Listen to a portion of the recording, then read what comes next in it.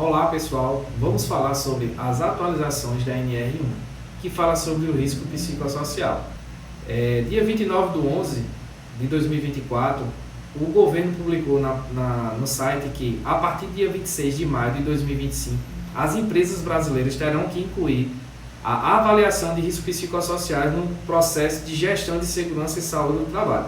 A exigência é fruto de atualização da norma NR1, promovida pelo Ministério do Trabalho. A mudança destaca que os riscos psicossociais, como estresse, assédio e carga mental excessiva, devem ser identificados e gerenciados pelos empregadores como parte das medidas de proteção e saúde do trabalhador. O que são riscos psicossociais? Os riscos psicossociais estão relacionados à organização do trabalho e às interações interpessoais no ambiente laboral. Eles incluem fatores como metas excessivas, jornada extensa, ausência de suporte, assédio moral, conflito interpessoais e falta de autonomia no trabalho. Esses fatores podem causar estresse, ansiedade, depressão e outros problemas de saúde mentais nos trabalhadores. Qual a importância dessas mudanças? A medida reforça a necessidade de um ambiente de trabalho saudável, promovendo a saúde mental dos trabalhadores e contribuindo para a redução de afastamento e aumento da produtividade. Empregadores que já atuam nas boas práticas relacionadas aos riscos psicossociais terão menos dificuldade na adaptação e exigência. Sociais terão menos dificuldade na adaptação e exigência. Com essas atualizações, o MTE busca consolidar a gestão dos riscos psicossociais como parte integral da estratégia do SST, promovendo um ambiente mais seguro e saudável para todos. Pesquise no site, na parte da norma regulamentadora, já consta, dia 26 de maio de 2025 já vai entrar em vigor. E isso não é assim, coisa nova. Isso o governo já vem publicando desde 2017. Se você olhar aqui no site do governo e pesquisar psicossociais, já aparece isso aqui, ó. Se você abrir aqui, ó, um exemplo, esse manual, e pesquisar ergonomia, ele já fala aqui, ó, ergonomia psicossociais e cognitiva. E aqui ele já orienta as empresas como preencher. Ó, situação de estresse, aplicável em situações que o trabalhador sofre exigências físicas ou mentais. Exagerada, essas exigências podem estar relacionadas ao conteúdo ou condições de trabalho, aos fatores organizacionais ou pressão econômica sociais. Ou seja, ele já fala esses riscos todinho, ó, situação de sobrecarga de trabalho mental, exigência de alto nível de concentração, meios de comunicação insuficiente, entre outros. E por aí vai, ó, falta de autonomia, porque tem a questão, que a gente é acostumado, né, os 5 tipos de agentes, que é físico, químico, biológico, ergonômico e acidente. Então, o ergonômico, ele está subdividindo, indo para psicossociais, cognitivo, referente à organização, sobre mobiliário e equipamento, também sobre biomecânico. Então ele está dividindo e ficando mais fácil para a gente da segurança do trabalho mudar itens de cada um e fica melhor para a gente colocar no GRO, que é o gerenciamento de riscos ocupacionais. Um exemplo, o que é que a gente vai ter que fazer na hora que for fazer o levantamento, principalmente na análise ergonômica do trabalho. Eu fiz um formulário conforme esses riscos aqui, ó, que um exemplo, quando a gente pesquisa aqui, ó, psicossociais, vamos ver o último que teve, a última atualização. Esse daqui.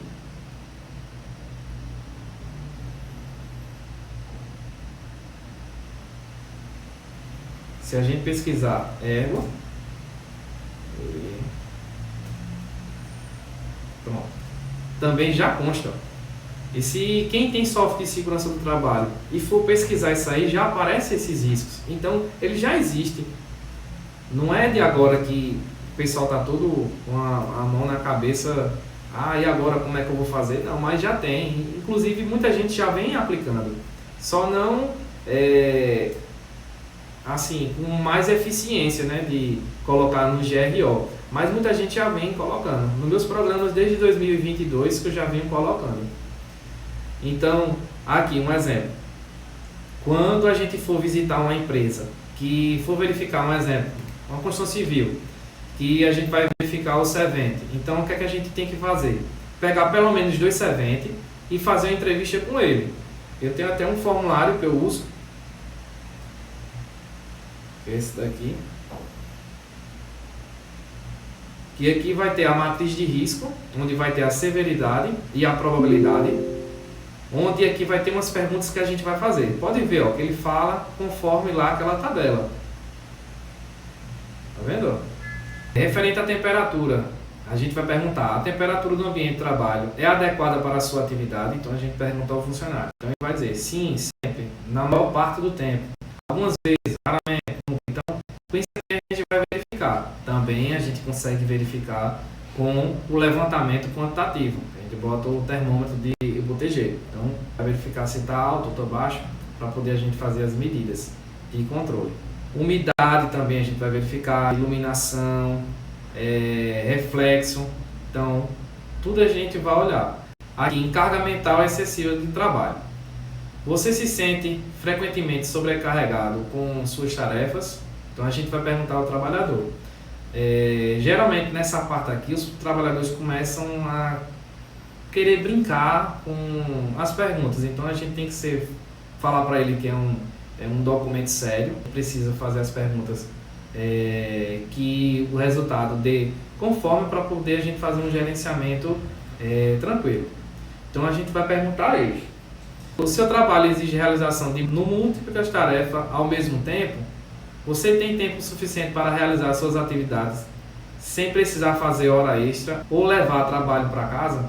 Então pode ver que são coisas que a gente verifica que o trabalhador vai ultrapassar a carga horária dele, e assim, todo mundo precisa de um descanso, um lazer. Então, por isso que tem essas perguntas. Aqui, ó, você se sente que recebe ordens ou demanda contraditórias no seu trabalho? Então a gente pergunta ao trabalhador. Aí assim, na parte administrativa, um exemplo, nesse item aí, o que é que as empresas têm que fazer? Até para melhorar a produtividade e os trabalhadores não se sentir acuados. Um exemplo, numa situação dessa, o que é que a empresa tem que fazer? Um cronograma, ou seja, na verdade eles têm que fazer um procedimento operacional, que lá vai dizer o que é que o funcionário tem que fazer. Então, se lá tem um procedimento operacional, o que ele tem que fazer, ele vai evitar estar perguntando o tempo todo ao seu superior. Então, isso faz com que ele não fique esperando ordens, então ele já sabe o que é que tem que fazer num procedimento. Então, isso evita até sobrecarregar o supervisor, que às vezes o supervisor está, sei lá, com a cabeça cheia de atividades e ainda vem ter que tirar dúvida de outras pessoas. Eu sei que é a função dele, mas no decorrer das atividades acaba que isso faz com que o trabalhador fique estressado. Então, fazendo procedimentos operacionais para cada atividade, então vai evitar muito. Até para pessoas que não têm experiência, olhar lá e verificar. Porque às vezes o que é que acontece? Você, por ser superior, e fala com o trabalhador: ó, você vai fazer isso, isso e isso. E o trabalhador, com vergonha ou medo de perder o emprego, ou a pessoa achar que ele é, entre aspas, sei lá, até vou botar uma palavra aqui, burro, ele diz que entendeu, mas ele não entendeu. Então ele vai ficar sem saber o que fazer, vai perguntar a outra pessoa. Então, nessa entre aspas, reunião, tem que já sair já definido o que é que ele vai fazer, até para não ficar perguntando o tempo todo. Aí aqui, ó, e satisfação no trabalho. Aqui, ó, o seu trabalho exige alto envolvimento emocional ou efetivo? Aí aqui diz até um exemplo, lidar com situações de tensão ou sofrimento de outras pessoas. Isso é mais para, sei lá, hospital, que a gente vê lá o pessoal todo acidentado e tal. Então, referente a aspectos emocionais e satisfação no trabalho. Há um exemplo aqui, ó, esse item, que eu vejo na internet, o pessoal tá tudo doido com esse item. Ó, você já sofreu algum tipo de assédio, aí diz, né, moral, sexual ou outros no ambiente de trabalho? Sim, tem supervisores ou até dono de empresa que realmente acontece esse tipo de situação que não é para acontecer. Mais um exemplo. Essa semana eu peguei um caso que é um hotel que é de nudismo. Então, lá tem os trabalhadores que ficam na recepção, tem o pessoal da cozinha, tem o pessoal que vai fazer a limpeza. Então, eles ficam todos vestidos e os hóspedes ficam tudo nu. Então, assim, por esse ambiente ser propício a isso, então a empresa tem que verificar e controlar com avisos, principalmente na recepção, com os hóspedes que não podem ter, sei lá, algum contato de assédio. Então tem que fazer um trabalho bem efetivo para que não aconteça. Então, tá vendo que essa questão de assédio que todo mundo tá falando, não sei o que, tem. E assim, desses 15 anos que eu trabalho com segurança do trabalho, isso em 2025, né? 15 anos, foi a primeira vez que eu vi essa situação. Já fiz documentação de várias pousadas, mas é mais tranquilo, porque o pessoal geralmente fica na parte superior, na hora que vai pegar a documentação e pronto. São mais tranquilos, mas essa situação foi bem diferente para mim. Então, a gente vai preencher isso aqui. Então, preenchendo isso aqui, a gente leva para o levantamento para colocar na análise preliminar de ergonômica, né? E depois coloca na ET, que também joga no PGR, que do PGR vai para o PCMSO, vai para o LTCAT e assim vai. Então, a gente consegue fazer um planejamento, um gerenciamento eficaz, bem didático para a empresa fazer a parte da questão da segurança e saúde do trabalhador, inclusive aqui nessa área aqui onde a gente coloca as medidas e o controle, e aqui vai ver a prioridade. Referente aqui o do assédio, quando a gente colocar, sei lá, nesse caso lá do hotel, e aqui pergunta, né, se você já sofreu ou sofre alguma coisa, então eles vão dizer, raramente, às vezes, frequentemente, sempre. E assim, pelo que pareça, eu perguntei lá aos trabalhadores, eles disseram que o pessoal são mais respeitosos do que em casa de show ou qualquer outro canto, mas assim, já aconteceu. Então, coloca-se raramente ou às vezes. Então, se for às vezes, então a gente coloca e verifica a probabilidade da classificação da severidade. Por exemplo, vou botar 4 e 4. Então, aqui ele bota o nível de risco extremo e a prioridade imediata. Então, a empresa tem que correr para fazer essa questão da prioridade para que não aconteça. Eu vou fazer como para que isso não aconteça?